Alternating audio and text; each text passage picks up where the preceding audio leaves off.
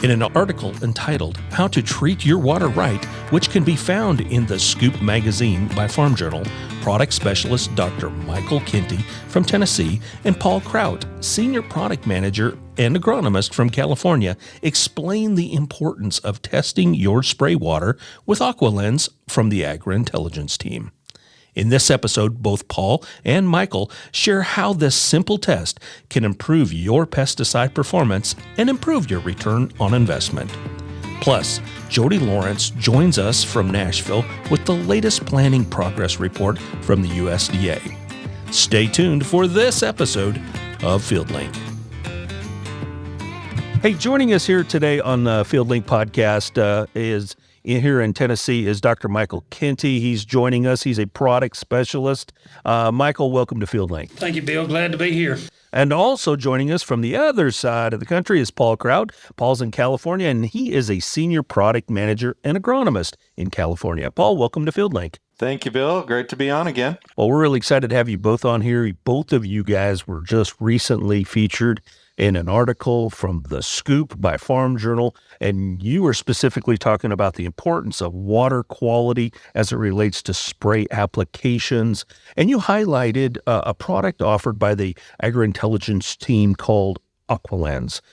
Guys, tell us a little bit about AquaLenz and really the importance of testing your water prior to application. And Michael, what's really important about doing that? To me, if you know what's in your water before you even go to the field, before you even make the decision of what pesticides you need for whatever crop, it's a simple test. It costs $65, which in the grand scheme of things breaks down to fractions of a cent per acre.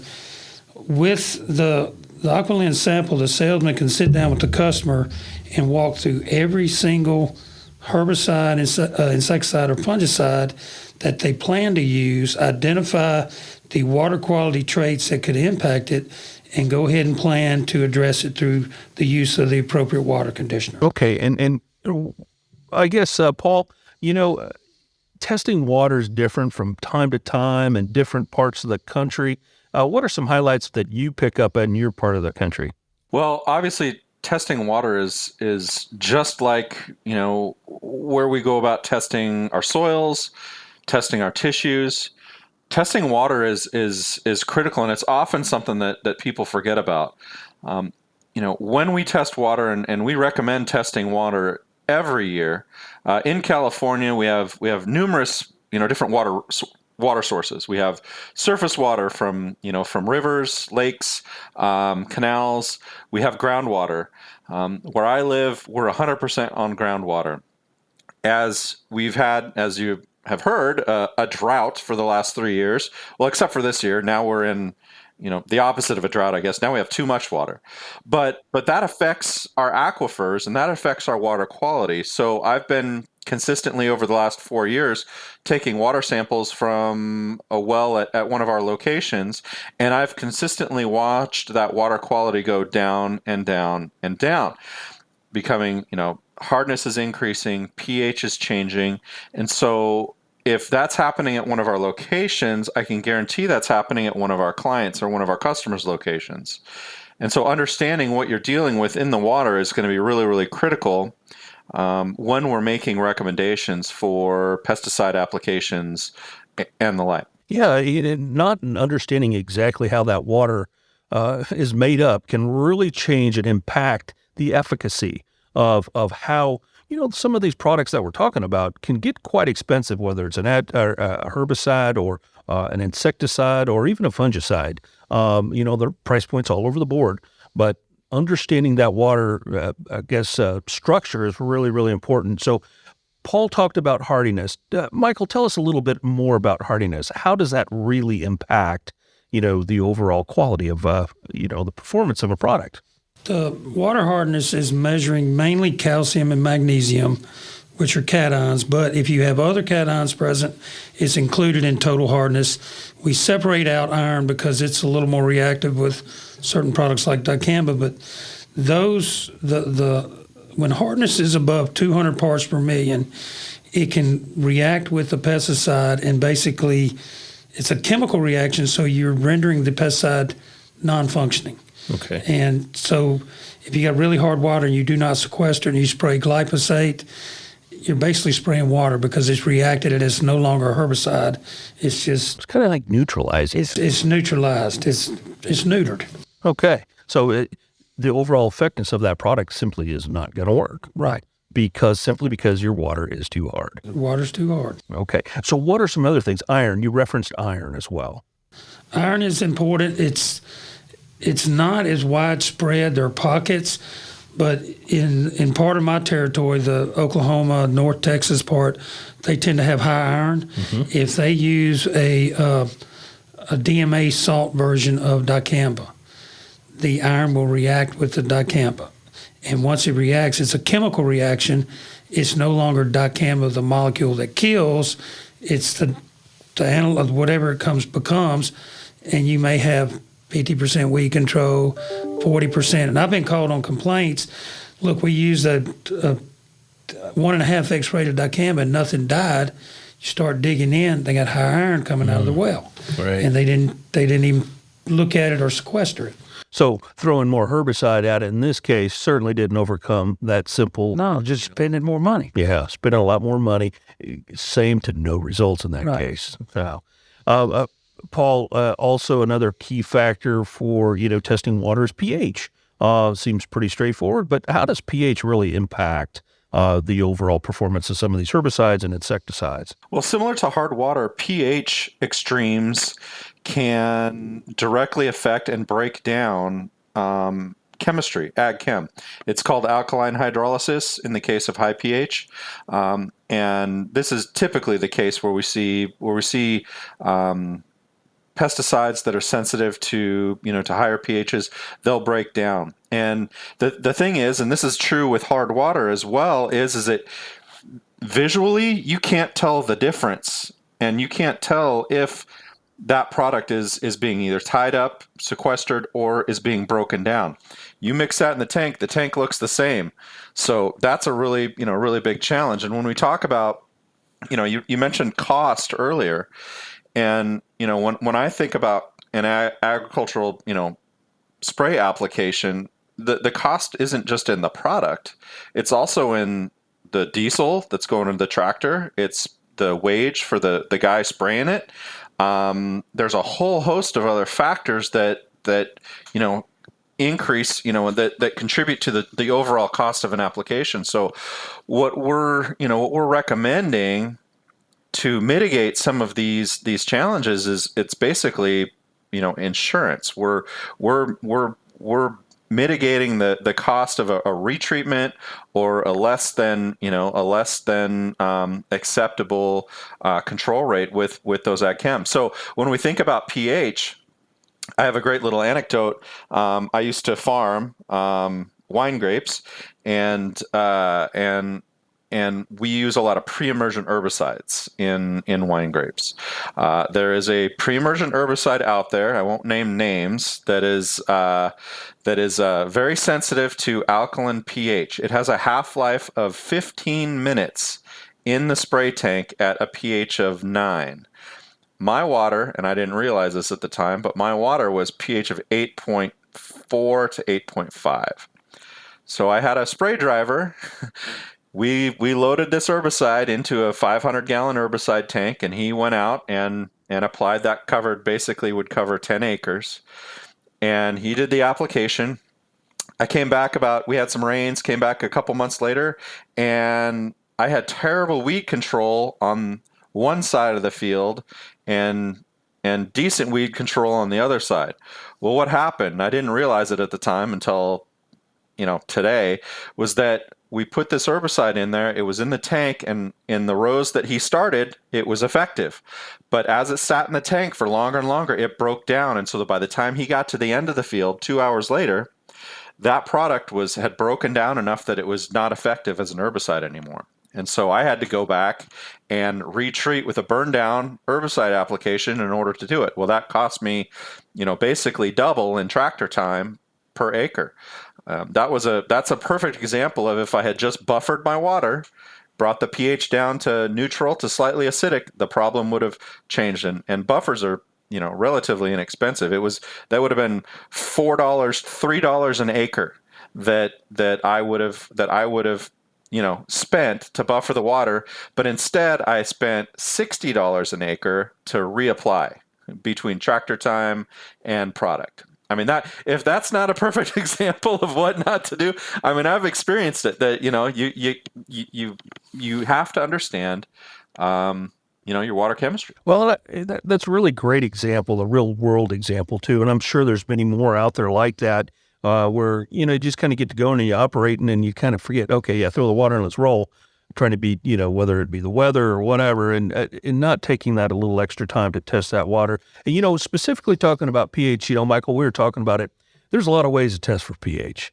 I mean, if you got a swimming pool, you're probably testing for pH every day. Right. So why is using a product like AquaLenz better than the old pH strips? The pH strips, it's hard to find them just pH. You got chlorine and other things. They're just a quick look snapshot. They're not very accurate. We have actually today we were looking in the lab because we had a complaint from one of our locations that believes the test strips were telling them something that it's not. Okay. And we've got one that I picked up at a pool store yesterday. We have another bottle of test strips that the lab has been using for a while just as a quick assay, and we're using our regular analytical pH meter. The two strips are different by over 1.5 points. Wow. And the pH scale is logarithmic. And then our meter is measuring what we know they're supposed to do.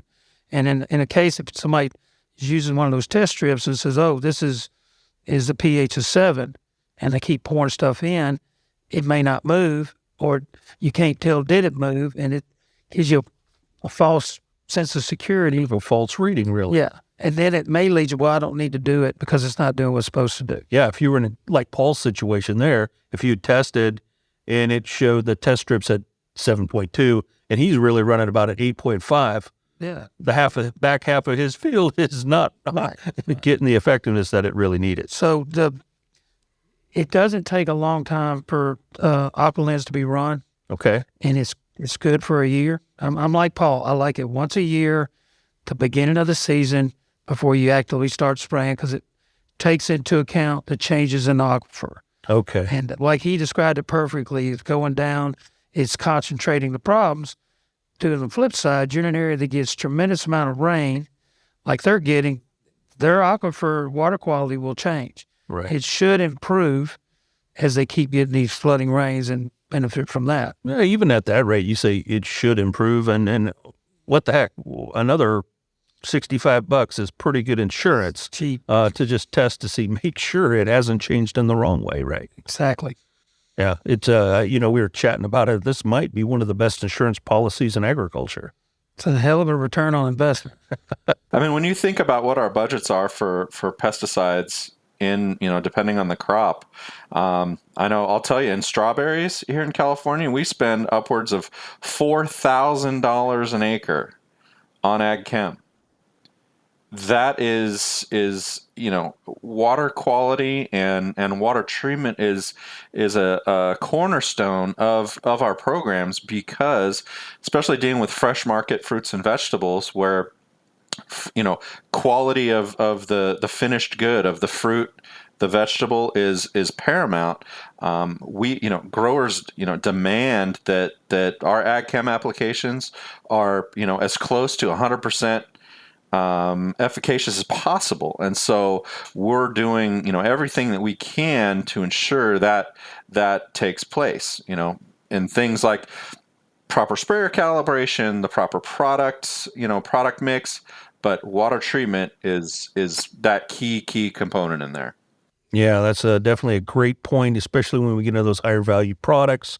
Having this water nailed down is critical, and I think it's also important to point out that just because you test maybe, one source on your farm, you really need to test every source that you're going to be using. You can't take the old guesstimation here. Is that right, Michael? That is correct. That's a good lead in. We have a customer out in South Central Texas, not far from Very Best.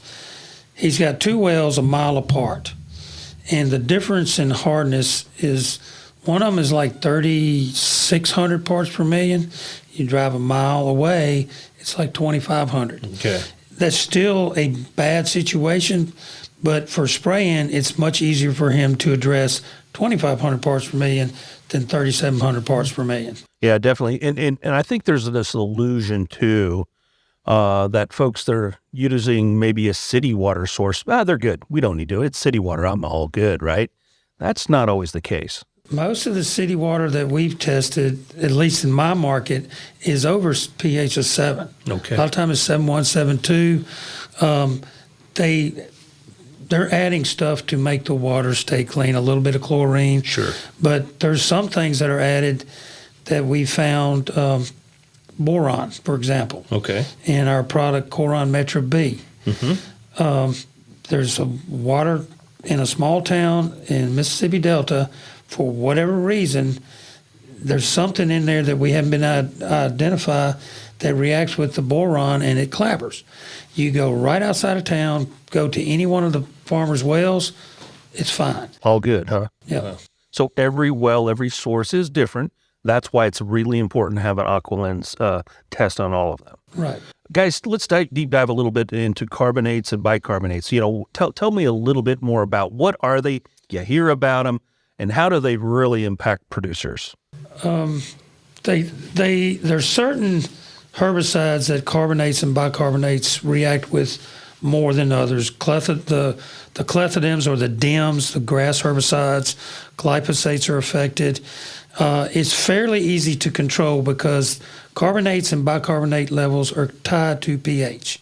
And you drop the pH, the carbonates and bicarbonates convert to a gas. And an easy analogy to think about, whether you drink a beer drinker or you like Coca-Cola or Pepsi's carbonated drinks, you drink it, you drink a few drinks, all that carbonated beverages in your acidic stomach, you're going to burp. Okay. You're burping off carbonates and bicarbonates. Gotcha. And what we're doing when we drop the pH in spray water is burping off the gas. Okay. So they will not react with the herbicides. And we've got documentation from research that if you do not address it, like with a clethodum, your grass control may be knocked 50%. Wow. So again, cheap insurance. Cheap insurance, especially on clethodum, as well as, glyphosate's another one, 2,4-D's other. Yeah. And lots of different products that it can certainly impact. Paul, sodium. Talk to us a little bit about sodium. Especially you're in the irrigation area too, irrigation across most of the country.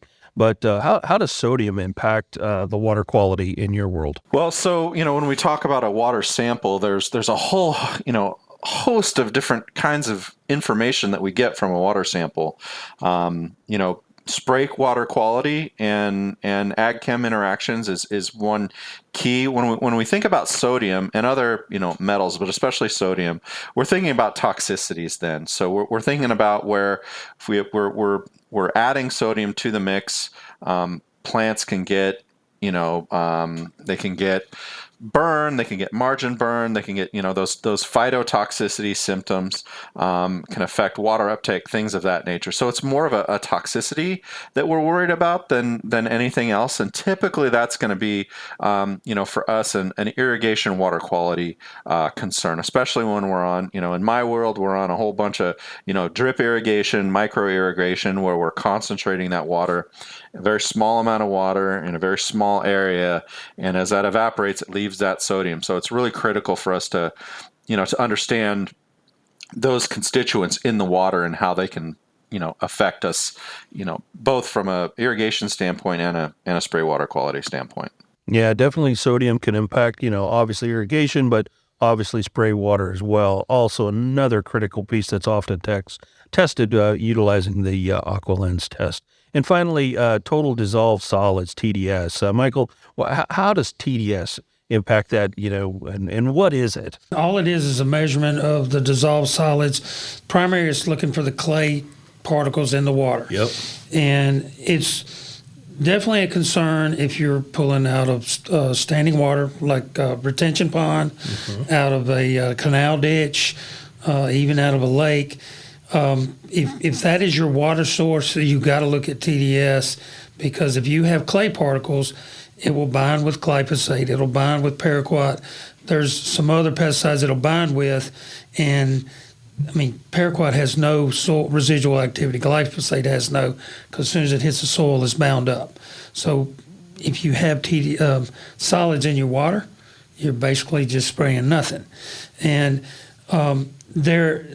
if somebody's well, all of a sudden glyphosate's not working, paraquat's not working, we encourage them to get a irrigation specialist out there. Okay. Did something happen to the well, and is it being infused with solids from the bottom instead of pure water? And usually the telltale sign, the water goes from clear and is looking brackish or even a brownish color coming out instead of the normal clear water. Yeah, a lot of things could impact that, and that's what TDS is all about. Paul, what are some other, examples of poor water quality that you can draw from some of your experience in California? Well, obviously the biggest one for us, we discussed hardness, and when we're on groundwater, that's usually the biggest piece of concern. I've taken hundreds of samples across, all over California and Arizona, and our groundwater is, I haven't found anything below 200 parts per million. So it is guaranteed that hard water is an issue. However, we do have surface water as well. We do get water from canals, reservoirs, and the like. And while that water isn't as hard because a lot of it's snow melt, so it's really, really pure, there are some other issues involved in it. A lot of times we'll have other than hardness, but other dissolved salts as well. So it's really incumbent and important to test the water at the end of the day, as we're, depending on what your source is. So, our biggest one, we still, yes, we're still in California. We still do use glyphosate. They haven't banned that one yet. But that's our biggest, that's one of our biggest key herbicides that we use, and in my opinion, the most, one of the most sensitive to hard water. And so we certainly have a number of solutions to address that. And I think that's something that we might want to, we can talk about is that there's no one true solution for all of these issues that we were discussing.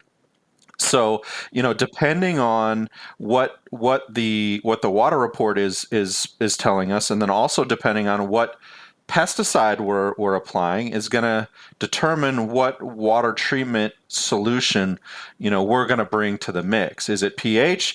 Okay, we're going to be looking at buffers and things of that nature. Is it hard water? Well, then we're going to look at sequestering agents and other things like that. Is it a combination? So then we're going to, we'll look at tools like that. So we'll look at like Quest or Hellfire or even Buffer PS, just a simple buffer. So we have a lot of different solutions, and that's really where AquaLenz helps us kind of zero in on addressing and pairing up that specific solution with your water quality issue and the ag chem that you're applying. Yeah, you went right where I wanted to go, and that's a great point, Paul.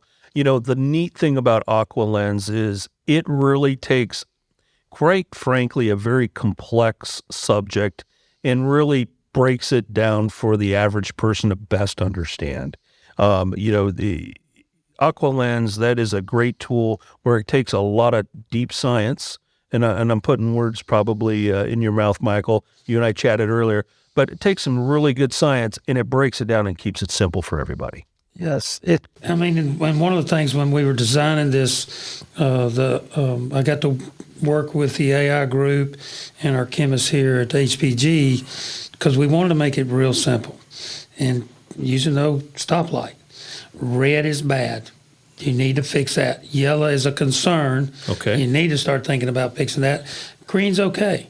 All right. And the thing that Paul alluded to, we do not have one water conditioner that fits every scenario. If it did, it'd make inventory management a lot easier. But depending on the complexity of your spray mix, because it's rare, I cannot think of a single product that goes out by itself anymore. Sure. It's normally 3 or 4 in row crops, and I don't have near the vegetable market as Paul does, but the record in my territory was 12 different products. It's a combination of insecticide, fungicides, nutritional and bioscience products, and surfactants in one tank. So that's a very complex mix.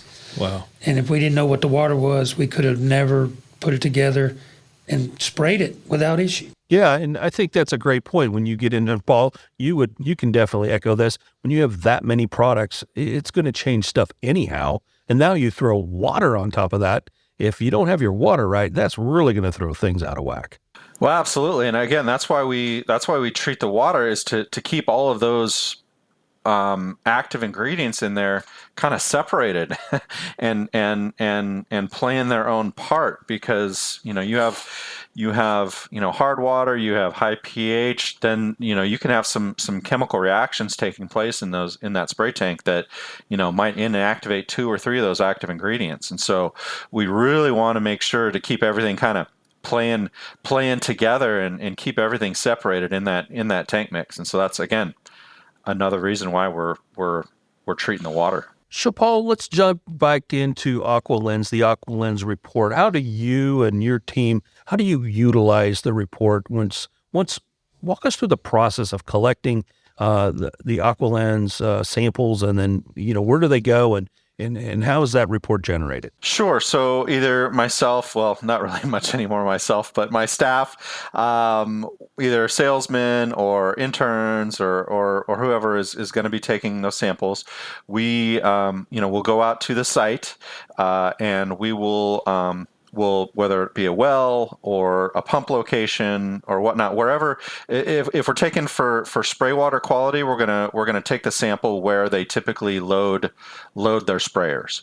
We want to use that that hose or that valve. We'll run it.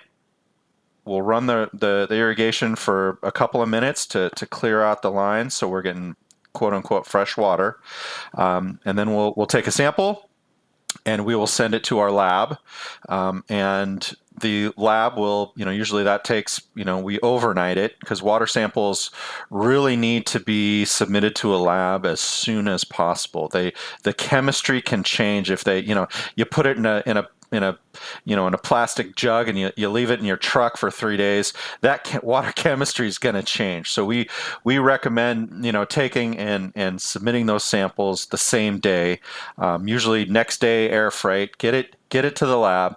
We'll get results within a couple of days, usually within 48 hours. And then the AquaLenz report it's automated. So the lab talks to our computer program that builds out the AquaLenz report, and I will get my AquaLenz report just as soon as the lab completes their analysis.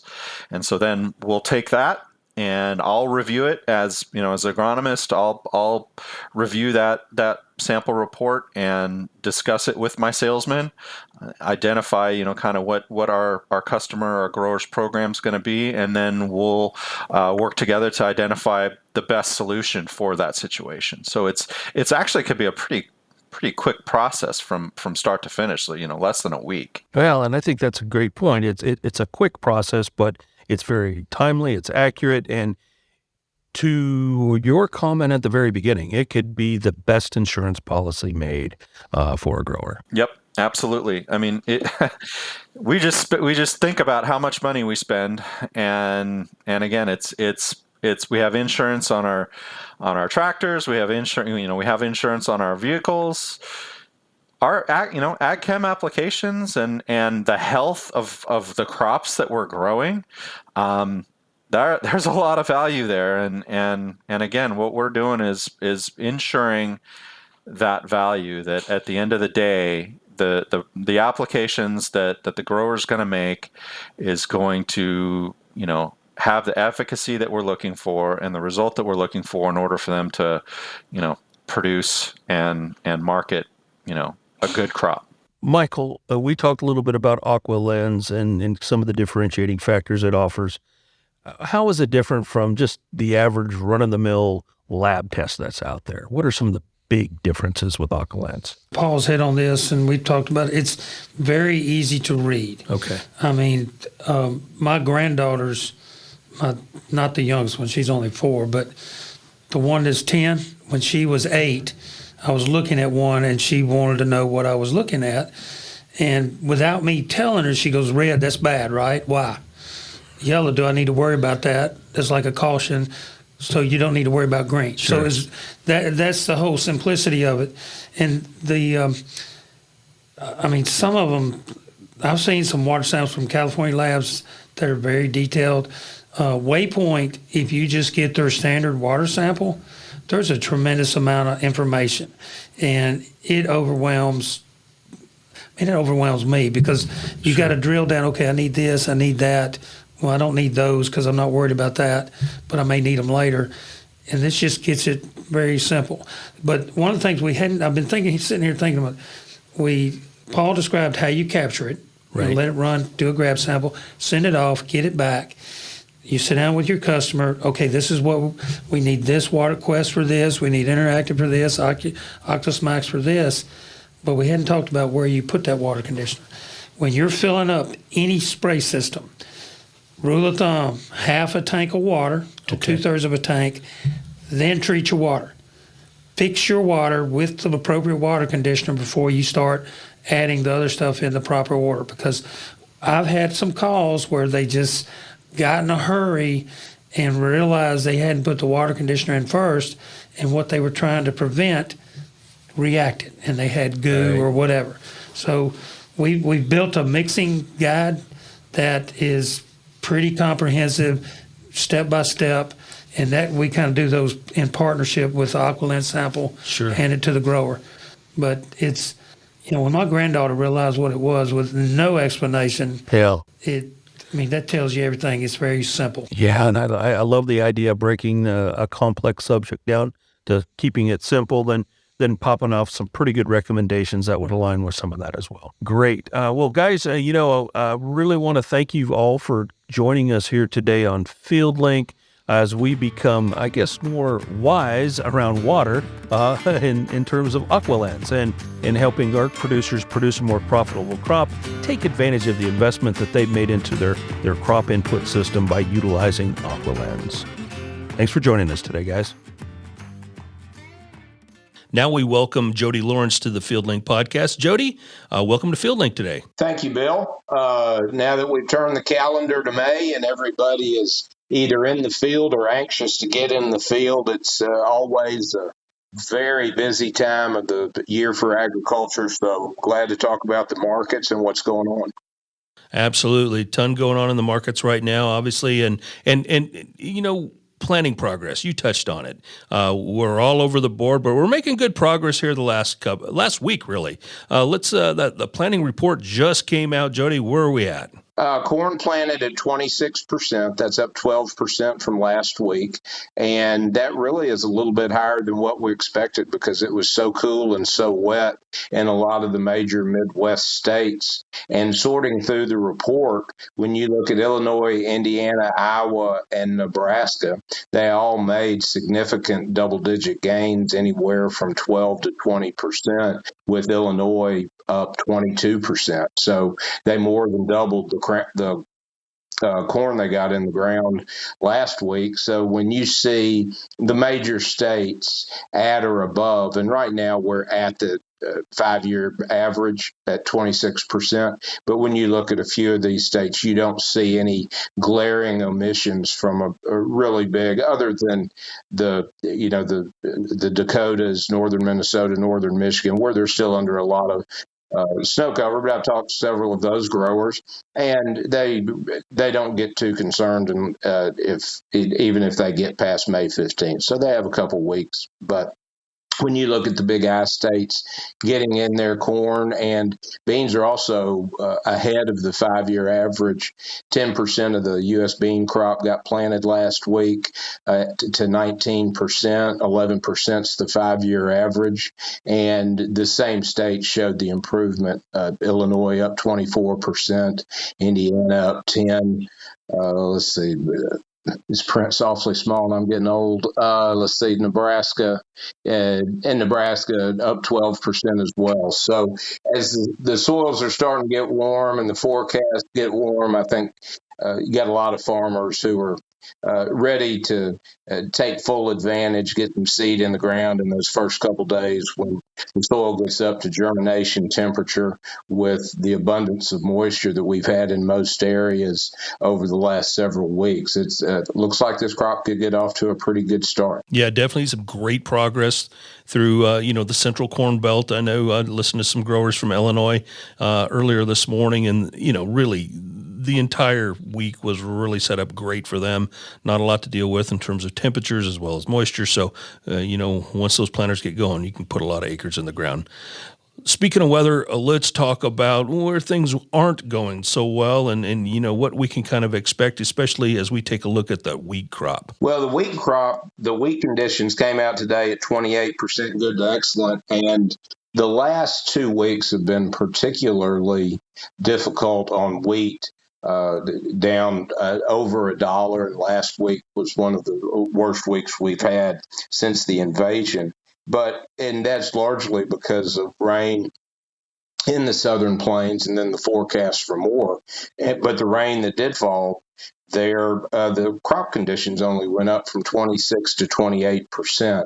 And when you're going from a record low, that sounds like a decent jump. But when you're going from a record low of 26% good to excellent with a huge majority of the crop in poor to very poor, this may not be looked at quite as bearishly as everybody was thinking about the rain, because you look at the majority or just how major the drought has been, and so many of the hard wheat acres in particular have been in a 2-year cycle where a quarter to an inch of rain is great to start some future preparation. It's not going to save something that was in trouble all winter, probably had some winter kill on top of it. So wheat crop's going to be interesting and how that market responds, because wheat's been in a complete free fall and has dragged corn down with it over the last 2 weeks of trade. So we'll see how that happens.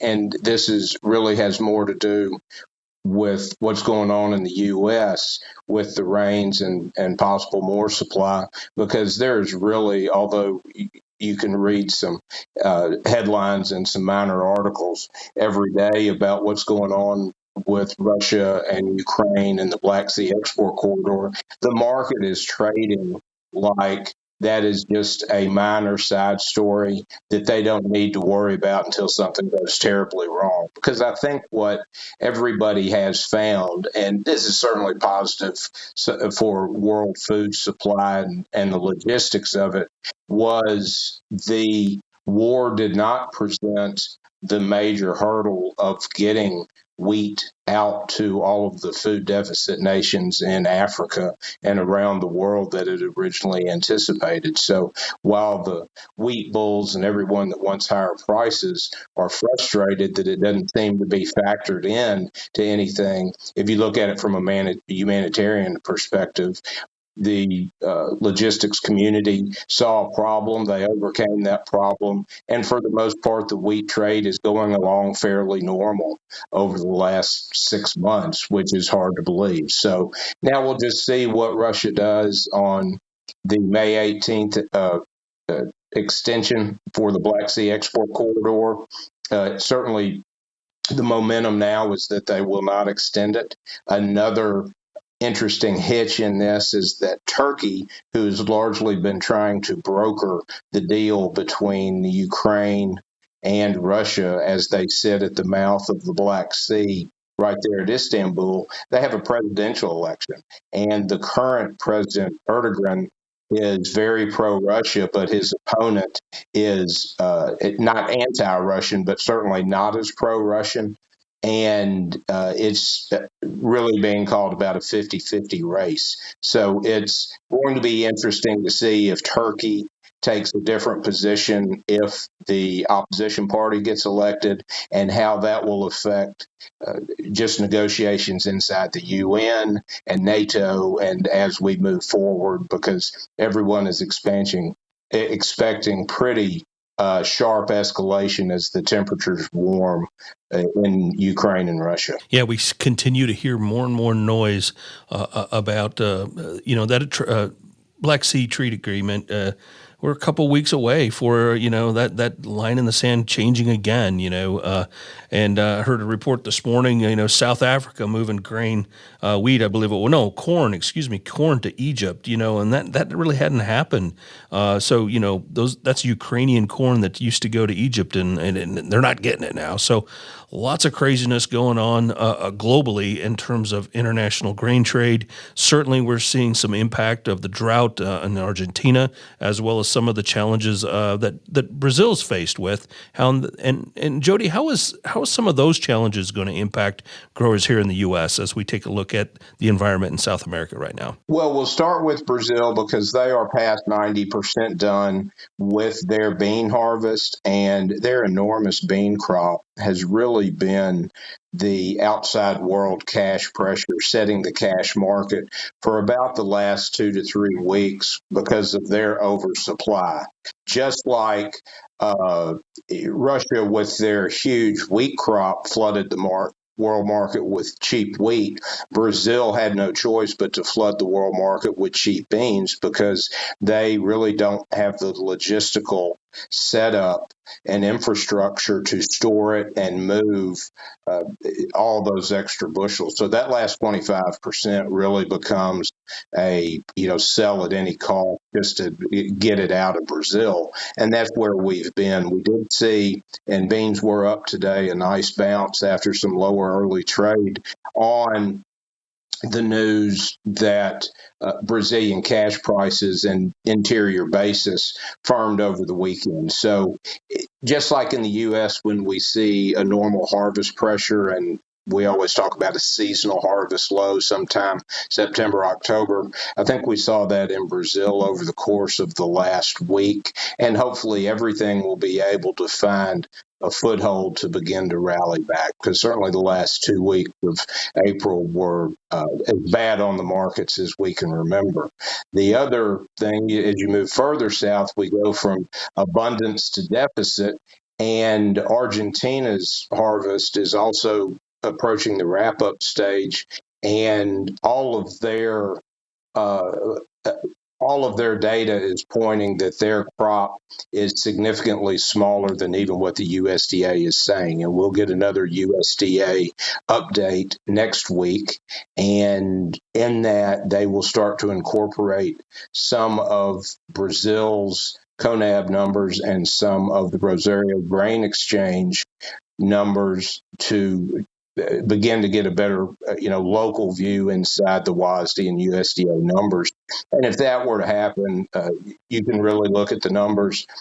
There could be a 4 or 5 million metric ton, which is basically 140 to 170 million bushels of corn and beans each that could be shifted to the lower side. So if we're looking for bullish factors, we would want to see next week that the USDA more openly embraces what the local governments of Argentina and Brazil are already stating. Well, in recent reports saying that China backed out of a couple shiploads of corn, certainly, raising some questions about some of the stability in that country and really around the globe. China has become the best market manipulator that there is in the world.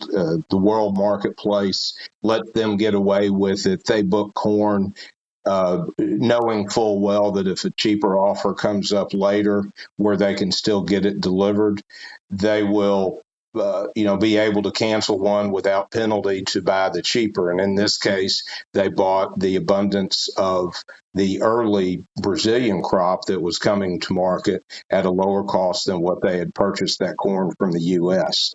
They buy U.S. corn over the course of the late winter as a hedge against the logistics or possibly a short crop coming out of Brazil or Argentina. And this year they used that hedge perfectly. They were able to cancel it, and then at the expense of driving the market lower, I'm sure that they are in the middle of buying back those bushels from Brazil and Argentina that they canceled from the U.S. So that's very frustrating to every farmer I've ever spoken to, because it's so obvious and so blatant and so widely accepted that we know it's coming. In a year when there's any extra production around the world, it's just a matter of trying to plan for that market dip and those announcements. So, just one of the frustrating, complex parts of trying to predict, the markets that we're dealing with in 2023. Yes, definitely a lot of predictions, a lot of variabilities taking place right now. The Fed announced recently that they're considering another raise in the interest rates. Jody, how will that impact, I guess, energy? How will that impact really everything that we touch, that extra pop, I guess, to the interest rates? That's going to be interesting because there's a lot of conjecture, and we're talking about the next Fed meeting being this Wednesday, the 3rd, that they're going to make a decision on potentially raising rates another quarter of a point. But what the economic numbers that have come out over the last month, and what a lot of analysts are looking at, simply because there have been some serious bank problems. One of them was foreclosed and basically bought and chopped up inside J.P. Morgan over the weekend, that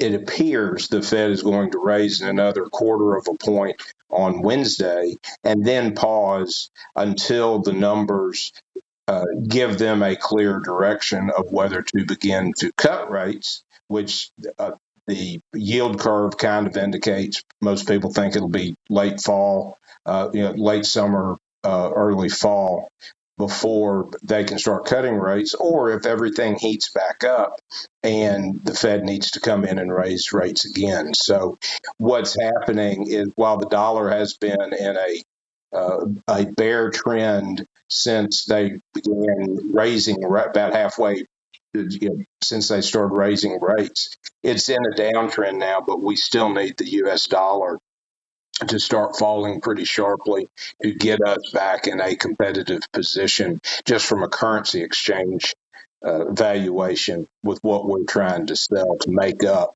for what we're behind with China.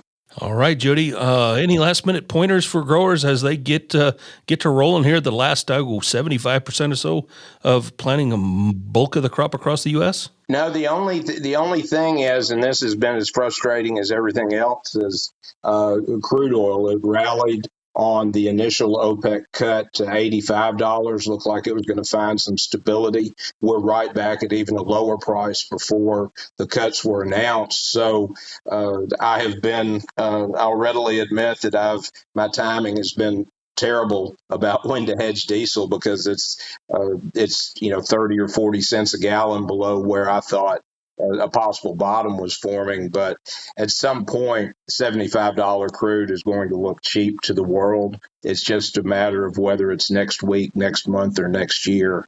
And OPEC already showed that they don't like $75 crude and indicate there'd be cuts.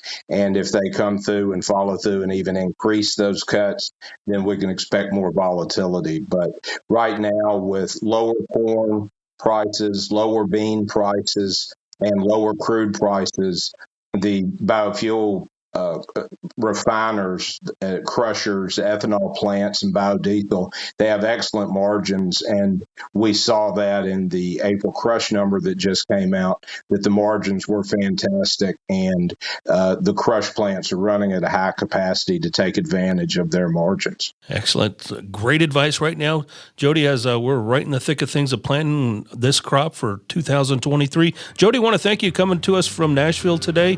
Thanks for joining us here on FieldLink. Thank you, Bill. Thanks for joining us for this episode of the FieldLink podcast. Be sure to follow us at Helena Agra on Facebook, Instagram, Twitter, or LinkedIn in order to get the latest information from Helena. And don't forget to recommend the FieldLink podcast to your friends, which can be found wherever you get your podcasts.